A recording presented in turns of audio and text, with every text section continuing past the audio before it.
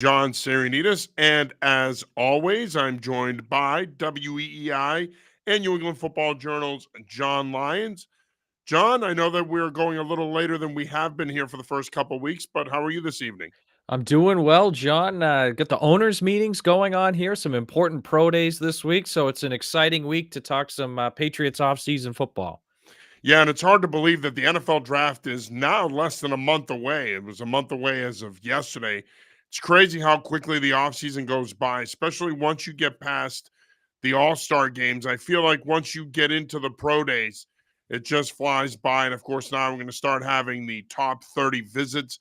Patriots have already met with several players between the All-Star games, the combine, and the pro days. Now they're going to start having some of the visits, players coming in for their top 30s starting at the end of this week.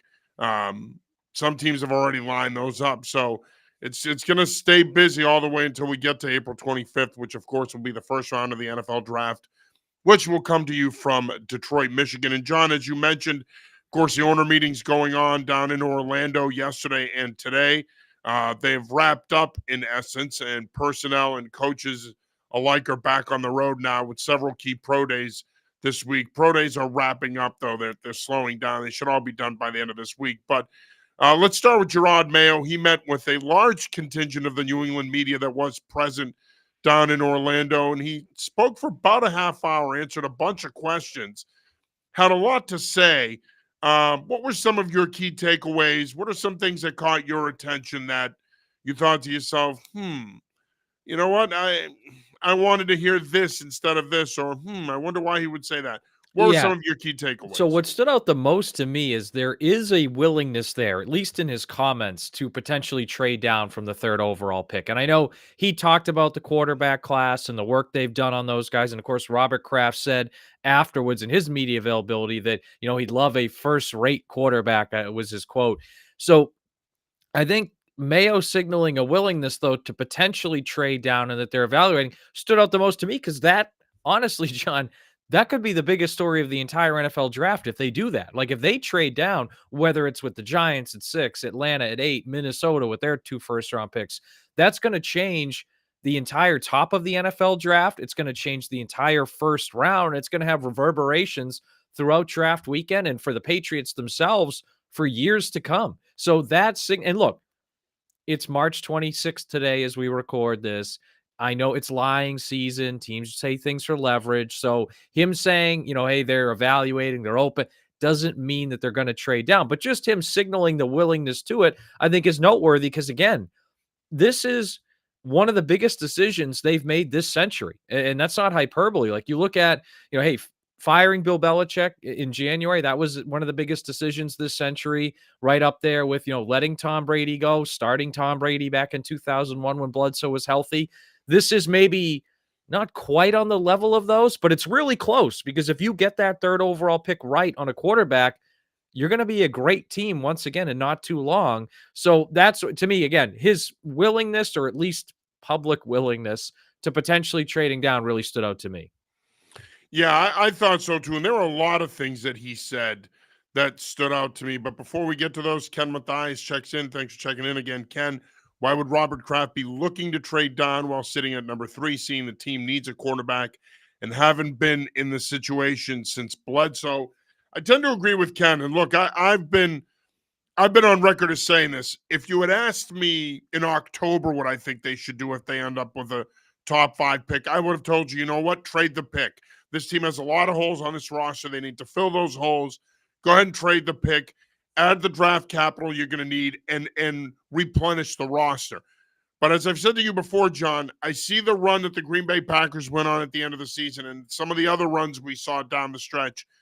And it just hit me that if you're in a position to draft a franchise quarterback, you got to do it. You have no shot in this league of contending for a Super Bowl. We know this all too well. You have no shot in this league at contending for a Super Bowl if you don't have a franchise quarterback. They don't have one. Mac Jones never became that. So to me, he could sit there and talk about that they're going to trade down because I thought he caught himself a couple of times when you look at his answers. Initially, he's talking about the quarterback class and they're in a good spot to take one at 3. And then as he's answering, he says, But then again, we could trade down. You never Yeah. know. It depends what happens. There's so many moving parts and all this other stuff.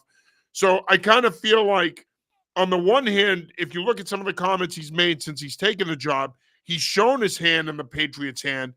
But then on the other hand, he's saying, but you never know what we're going to do. And as you just pointed out, it is lying season. I mean, they're all going to lie now because they're trying to leverage what they have. But I just think, to me, we're wasting our time with this conversation. And the only reason I say that is I have a hard time believing, John, that this organization doesn't like one of those four guys. I'm going to put McCarthy in that conversation, especially in light of the fact that now, supposedly, again, it is lying season.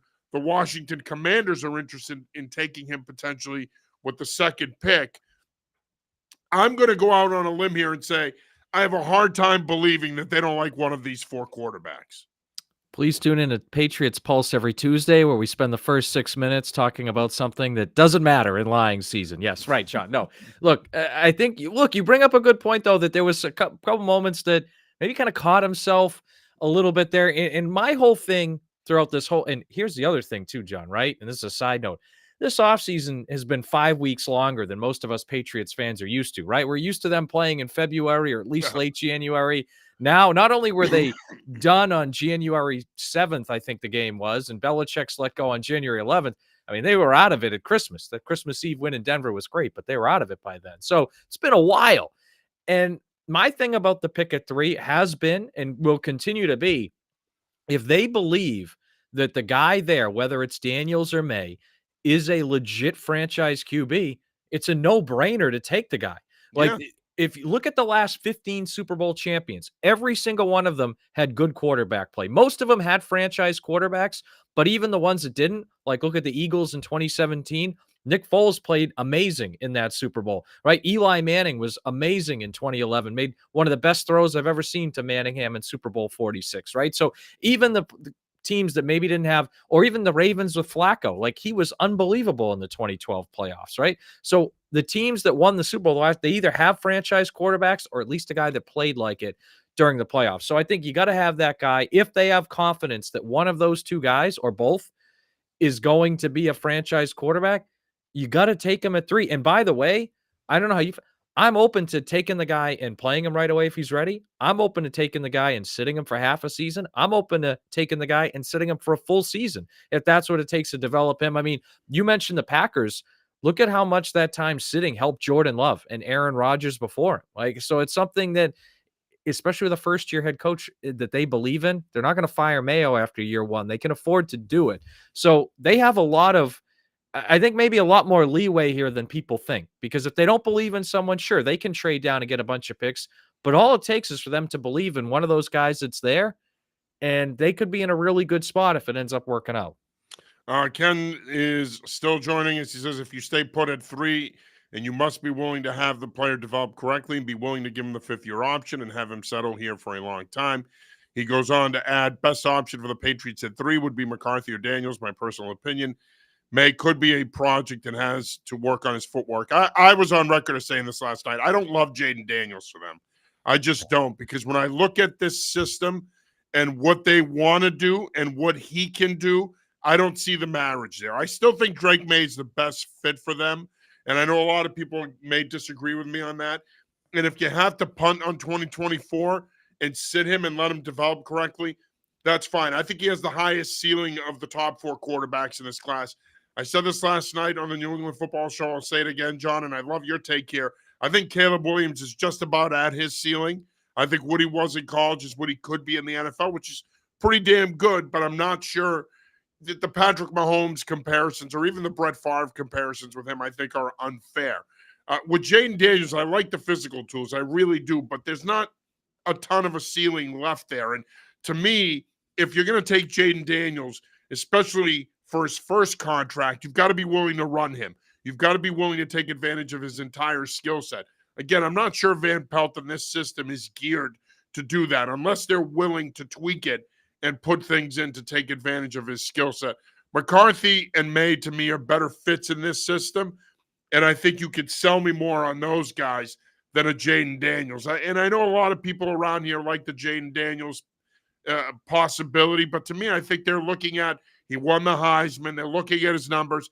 They've got to look at this more objectively, and that is fit. Now, we're going to talk about the quarterbacks ad nauseum until April 25th. I do want to get into some of the other stuff that that he did say.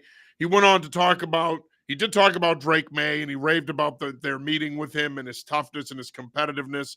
I thought it was interesting. That's something new, huh? Did Right. we ever hear Belichick say, I had a great No. pre-draft meeting with that guy? Right. I mean, that's, and I'm not saying, look, I'm not saying it's wrong or anything. It's just like, if you told me 6 months ago a Patriots head coach would be saying that, I mean, that's a jarring change. Yeah, it is. So he talked about May and what he thought about him. Also briefly mentioned Daniels, but again, his pro day's tomorrow, so we'll get more in terms of the Patriots and when they meet with him after his pro day. But some of the other things that I thought were interesting that he said was he put out a statement clarifying the team's position in free agency and how they spent. I thought that was interesting. I thought that was more of a damage control thing than anything else. He also talked about Calvin Ridley and them missing out on him. He also talked about being a head coach and how he hasn't had a chance to delve into the X's and O's yet. But I just want to get your thoughts real quick on him addressing free agency and, for lack of a better term, getting out in front of it. I thought he did some damage control there, and I thought Kraft did the same thing today. Yeah, and it's one of those things where, like, a couple of years ago, when they spent, $250 million in the spring of 2021, 3 years ago now, it was also like, look, they had the money to spend because they hadn't drafted well. But John, we talked about this at the time. They also had a unique opportunity where there were so many good players in their mid-20s available, like Kendrick Bourne and Hunter Henry and Jonnu Smith, who I know didn't work out, and Matt Judon. These guys they weren't 30 and 31-year-old free agents. They were in their mid-20s. Whereas this class, I mean, once Michael Pittman stays with the Colts, once T. Higgins gets it really narrowed down to just Calvin Ridley. And look, I like Calvin Ridley, the player. Did he get wildly overpaid? Yeah. I'm not paying him $92 million. Yeah, look, if the Patriots had signed him, I would have liked it. It would have been a good fit. But if they end up trading 34 overall and getting Brandon Ayuk or DK Metcalf, like that, they're better off. So, and I'm not saying they're going to do that, but my point being that the free agent market wasn't nearly, I think, as good as a lot of people hoped it would be. Like, you could make the two best players on the market, John, were Chris Jones and L'Jarius Sneed. And I know Sneed was tagged and traded. And the Patriots, yeah, it would have been great if they signed Chris Jones, but I mean, is that really what they need to do right now when they already have a top 10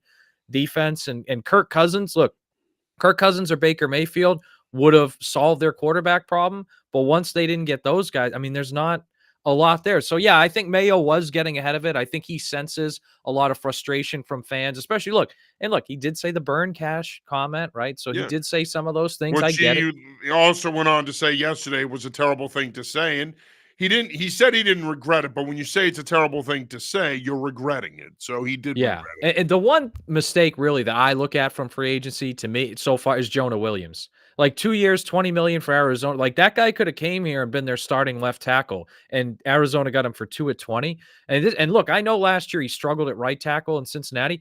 In 2021, he was a great left tackle, and he was pretty darn good in 2022 as well. So this is a guy that could have come in and replaced Trent Brown. And maybe, look, Trent Brown had some really good moments this past season. He had some low moments too. He would have been a really good replacement for Trent Brown at left tackle, and you would have had an answer there going into the draft. Like that's the one, like I look at that more as a miss than I do them not getting Calvin Ridley.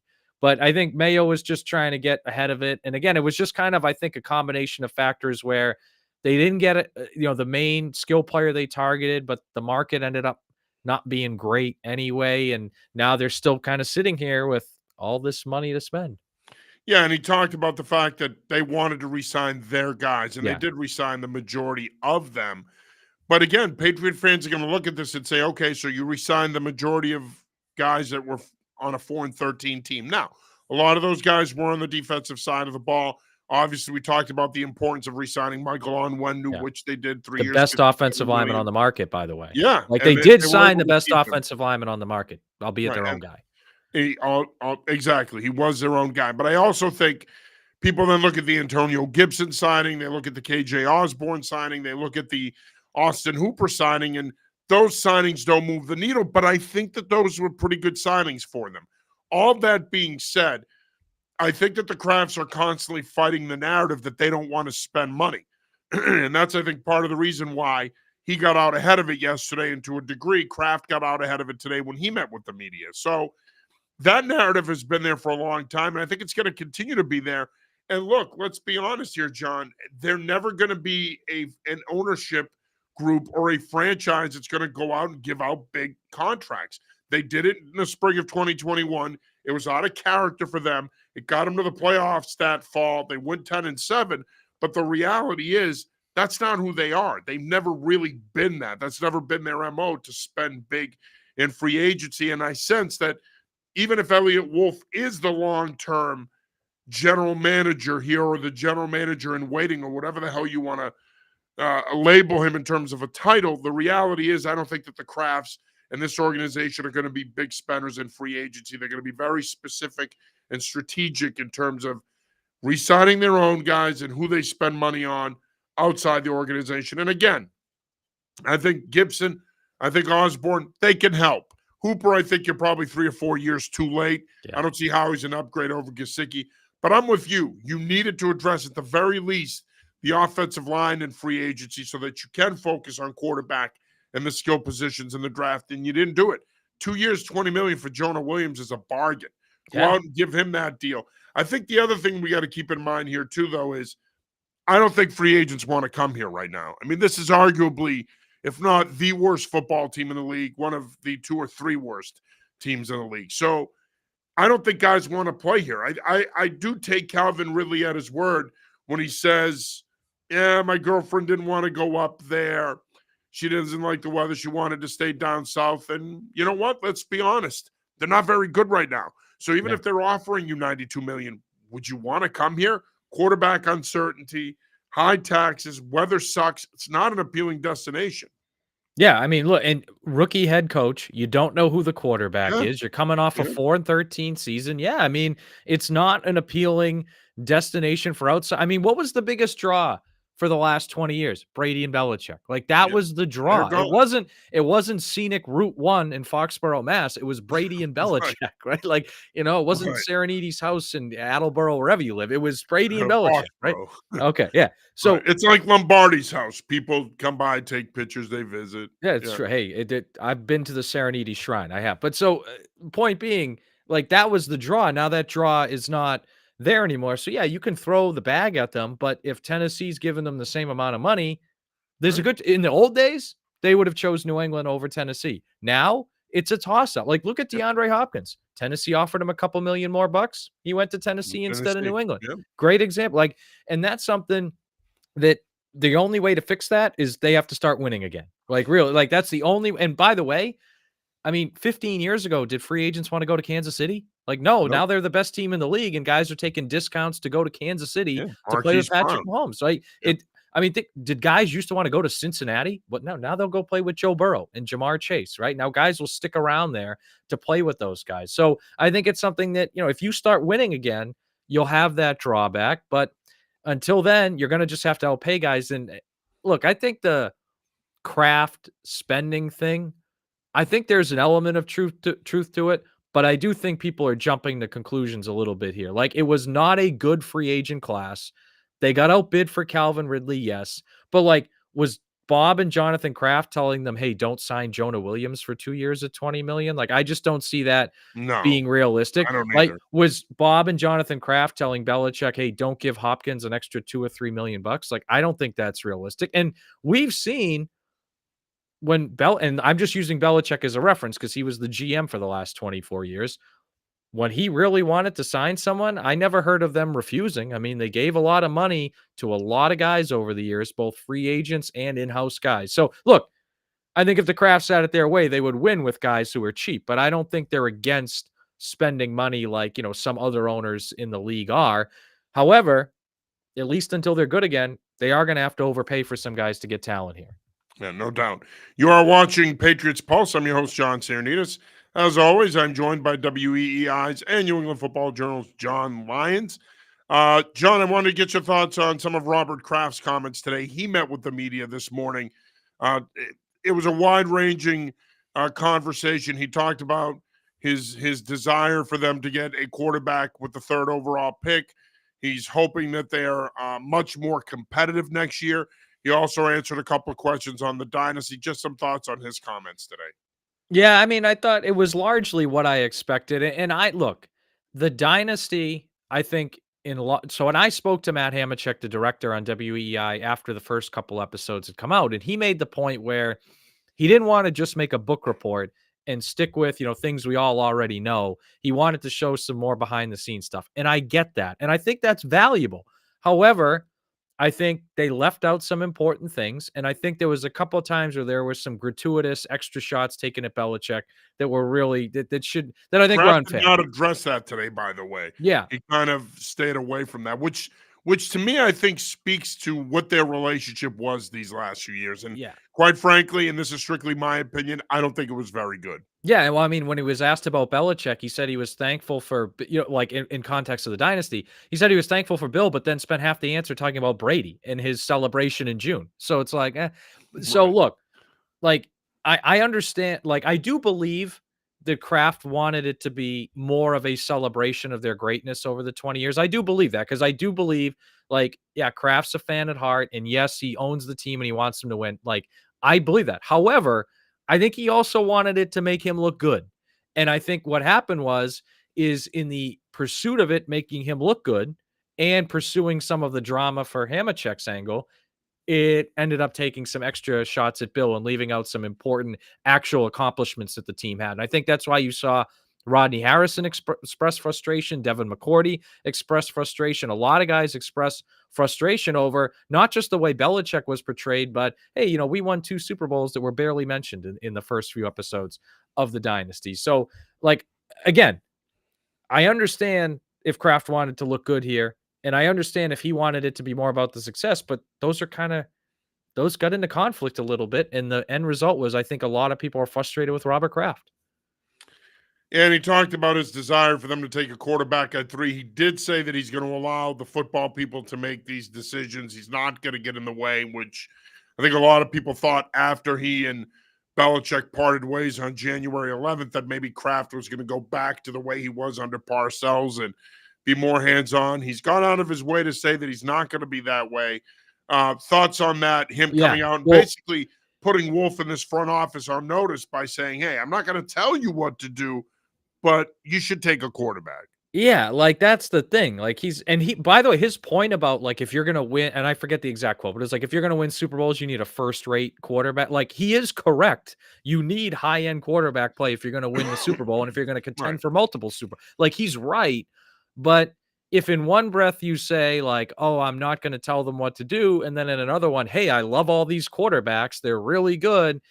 Well, that does kind of put some pressure on him. Okay. Now, and here's the thing. Last year at the owners' meetings, remember when he said, "Oh, Meek Mill told me Lamar Jackson will come to New England." Well, Bill Belichick doesn't have to worry about that pressure because he's Bill freaking Belichick. But a new head coach in Jerod Mayo and a new GM in Elliott Wolf, maybe that does get them thinking. And by the human nature, right? But maybe that does. Oh, maybe Bob Kraft really does want us to take Drake May or Jaden Daniels. And maybe even if they don't like those guys, that thought creeps into their head. So that's why I think if Kraft really doesn't want to meddle here, I hope that's the case, but he's got to be careful, right? And I know he's used to being able to say whatever he wants because you had Bill and Brady, and Bill would just ignore you anyway and do what was best, and it was fine, whatever, for 20 years. But now when you have new people in these positions, when you say something like that, human nature is maybe it does bend their ear a little bit. Yeah, I agree. And I don't think that he just put that out there by accident. He put it out there because he's putting them on notice. And he's talking out of both sides of his mouth. On the one hand, he's saying, I'm not going to interfere. I'm not going to get in the way. That's why we hire these football people to do football things. But then he's saying, but boy, wouldn't it be nice to take a quarterback Yeah. at 3? And I think, listen, he has his finger on the pulse around here. He knows that the fans want that too. And he's always been an owner who's prided himself. Remember, he still considers himself a fan of the team. He still has that fan mentality. And so he sees himself as the voice of the fans. And he's saying, hey, I would love a quarterback. And that's his way of saying it. So would the fans. So let's make it happen, fellas. And again, I think universally speaking, John, most people would agree that that's the direction they should go in, whether it be Drake May, Jaden Daniels, JJ McCarthy. People want to see them draft a quarterback. But again, like I said, I think it's a very strategic line there by Kraft. He knows what he's doing here. He's planting the bug in their ear and trying to get them to make that decision. Ken did comment again. He said, I get your point on Daniels. He's talking about me and the system fit. Yeah. He probably doesn't fit our offensive scheme. Apparently, Ken is on the staff, but AVP has worked with Baker and Deshaun in the past, and I'm willing to see how this new offense is put together. Yeah, I agree, Ken. So am I. And listen, I'm not saying don't draft Jaden Daniels simply because of this. If I like Jaden Daniels, I like him a lot. I like the skill set. I like the physical tools. The only thing I will tell you is you've got to capitalize on that athleticism and that running ability. If you're not willing to use him on some pistol read stuff or some gun read stuff, some direct snap stuff, then you're not really capitalizing on his entire skill set. So if they're willing to do that, hey, more power to them. Take him at 3. I think he has the potential to be a franchise quarterback. So does May. So does Williams.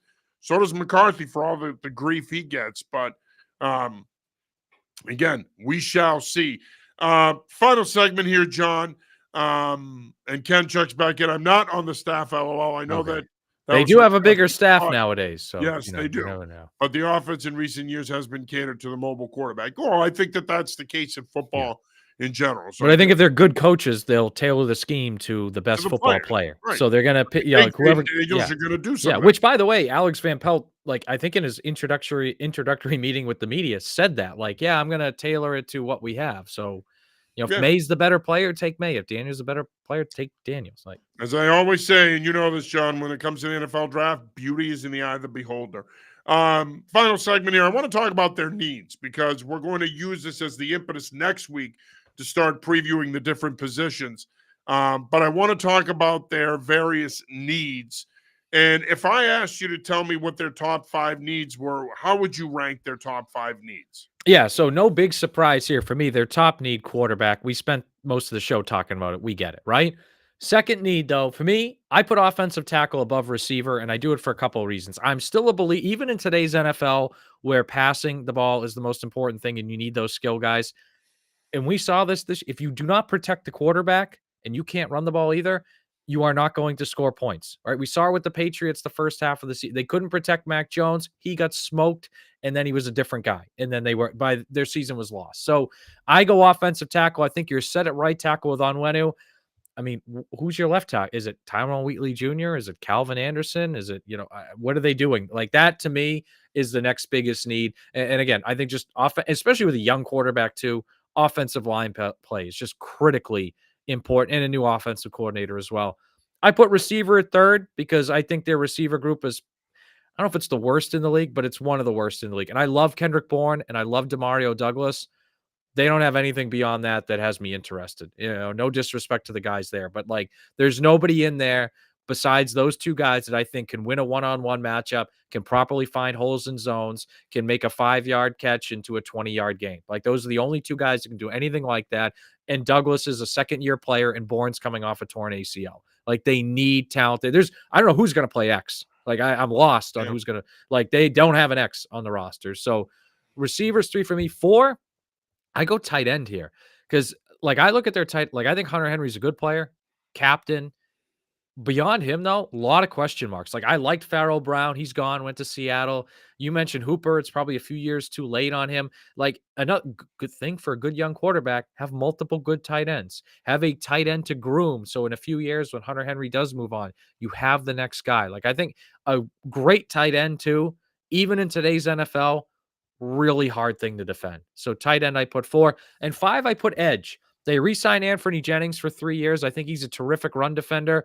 But look, Judon was injured most of last year. He's now going to be on the wrong side of 30. And Josh Uche is only on a 1-year deal. So I would like, them to come away from the draft with at least 1 or 2 edge guys that I think is, maybe a prospect, at least for them to develop into an Uche or a Judon replacement over the next few years. Yeah, I'm going to make my list short and sweet and right to the point because we agree on 4 of the 5. Obviously, quarterbacks are number 1 need. No brainer. They should address it with the 3rd overall pick. I agree with you. I think offensive tackle, specifically left tackle, is their second biggest need. And this goes to a question that Ken just asked, and I'm going to read here in a sec. But you didn't address it in free agency. You're going to have to address it in the draft now. I think their third need is wide receiver. I think we all agree with that. I think that there's a lack of playmaking ability in that group. You mentioned the lack of an X receiver. They don't have that guy. They moved on from Devontae Parker. He was, in essence, that guy. I don't think any of the young receivers in the stable can develop into that guy, but they're going to need to go out and try to find that type of player moving forward because it's an integral part of this offense. We saw how good Amari Cooper was in Cleveland's offense last year. So having that X, especially that type of player that can stretch the field in plus territory, is going to be huge for this offense and the effectiveness of this offense. I agree with you at 4. I think it's tight end. Look, you brought back Hunter Henry, but you don't have a U. You don't have a third tight end. I'd love to see them draft someone in the middle rounds like a Theo Johnson out of Penn State, Like maybe Theo a Senate out of Kansas State. Yeah, I think there's going to be some talent. Cade Stover out of Ohio Cade State, too. Stover out of Ohio State. I like him a lot. I think those are 3 guys that are probably going to be available on early in day 3. That's a spot where you can take a tight end and develop, especially a second tight end. I love Theo Johnson. I think he'd be a terrific and a nice compliment to Hunter Henry. For me, their 5th need is cornerback, because even though you bring back Gonzalez and Jones, those guys are coming back from injury. You have Jonathan Jones, but you don't really you moved on from Jack Jones. You moved on from J.C. Jackson. Miles Bryant signed with the Houston Texans yesterday. They're a little thin there. So you might have an established top 3, but you need that 4th corner. While they have a couple young guys that they really like Alex Austin, I think, to me, that's a position of need. And I'm with you on edge. I went back and forth because you only have Uche now on a 1-year deal. Yeah, they re-signed Anthony Jennings, but they need that complimentary pass rusher. Edge is in the conversation, but I also think cornerback is as well. Yeah. I think they're a little thin there, even though we'd like to think that they have a lot of depth. Ken checks back in. I want to ask you guys, is it a solid lock at number 34 to draft a wide receiver, or to draft a wide receiver, or best available? Should they address another need? What do you think of that? Yeah, look, this is my philosophy. So you take a quarterback at 3, pick number 34. You should look at offensive tackle and receiver, and whichever guy out of those 2 is the best football player, take him. So if the best guy out of those 2 groups is a receiver, take him at 34, go tackle in the 3rd round. If not, flip it and go vice versa. Like, I think that, and that's again the issue with not signing Jonah Williams. If you had signed Jonah Williams, you could take that 34th overall pick and do a lot of different things with it. But because you're coming in with those 2 big needs at receiver and tackle, I think you're locked into taking one of those 2 positions there, or maybe use it, like, if that's when you can use it for a trade for a guy like Ayuk or somebody like that, fine. But I think at 34, you're going to walk away with either a receiver or a tackle, just whoever's the best player. Yeah, and luckily for them, offensive tackle, wide receiver, both deep positions. I mean, you can go into the 3rd round and take somebody like a Jalen Polk out of Washington, who had just as good a year as Rome Odunze, his running mate last year. So, to me, I think, look, you're in a good spot. I think if that potential franchise, I would love it. I don't think it's going to happen. He's going to go in the 1st round, but if a guy like Tyler Guyton fell to them at 34, I like Tyler Guyton. I mean, you run the pick up to the podium, because that's a guy that could step in and play left tackle for you from day one. And you know what? If you don't end up getting a Xavier Worthy or a Brian Thomas there, it's okay. Like I said, a Jalen Polk, a Malachi Corley could be possibilities for them in the 3rd round. So they're going to have options at receiver. It runs pretty deep at that position. I think that they should be okay. All right, John, final thoughts here before we wrap it up. Yeah, I mean, with the big pro days this week, Jaden Daniels, Drake May, I mean, we'll get at least some more answers. And you and I, we're both coaches. We know the game tape and what they do during the fall is the most important thing. But these pro days are valuable to see where the guys are at medically, physically, and just how they look throwing in the draft process. So I think those are going to be 2 pivotal days for this Patriots front office. And as you said it, we're officially less than a month away from the draft. So these are huge days coming up. Yeah, tomorrow and Thursday are huge days for this franchise in the evaluation process. Jane Daniels tomorrow, they are scheduled to meet with him after the pro day. Drake May on Thursday. I mean, by this weekend, they should have a pretty good idea of what direction they're going in, assuming they take a quarterback. And I still wouldn't sleep on JJ McCarthy. I know that the Commanders talk is out there that Adam Peters loves him and wants to take him at 2. The Patriots spent a lot of time with McCarthy last Friday during his pro day in Ann Arbor. I think it's a crapshoot. I think it could go either way. I'm not going to pull a Michael Felger here and say that they're putting out smoke signals here that he doesn't buy the Drake May talk. I do. I think they genuinely like all of these guys. I think what it's going to come down to, in my opinion, is ceiling. And I still maintain that Drake May has the highest ceiling between him, Daniels, and McCarthy. I just think if you're willing to be more patient with him, it could pay off. Again, when we talk comps here, I see a lot of Justin Herbert, Jordan Love in his game. Those are pretty good comps. Now, people are going to say, well, Jaden Daniels is Lamar Jackson. He's not that caliber athlete. He's a similar type of player, but Lamar Jackson is on another level athletically. JJ McCarthy, I know a lot of people are nervous because he could potentially be another Mac Jones. I still don't see them taking McCarthy, but I wouldn't think that. Ken finally checks in one more time here. He joined us last night as well. T. Higgins for 34. Would you consider doing that? T. Higgins? Yes. Yeah. I mean, granted, you got to sign Higgins to an extension, but yes. I mean, because he's more of a sure thing at X than any receiver you would draft at 34, as good as those prospects might be. I mean, this dude's done it in the league for multiple years. So, yeah. And to your point, John, we saw him do it without Jamar Chase's rookie year. So, yeah, he's definitely a guy that has done it. I'm not as bullish on that. I know what you're saying, and I don't disagree with you. But man, I don't know. I mean, it's also going to take some big money to sign him. Yeah, but it will. Yeah, we'll see. All right, John. Great job as always, my friend. Of course, you guys can catch John throughout the week on WEEI, and he contributes over at anyfootballjournal.com as well. He's always got good stuff for us. So, John, let's do this again next week. I'll be here. Looking forward to it. All right. Thanks, brother. That is John Lyons. That'll do it for this week's episode of Patriots Pulse. For John, I'm John Sarianides. Till next week. Peace.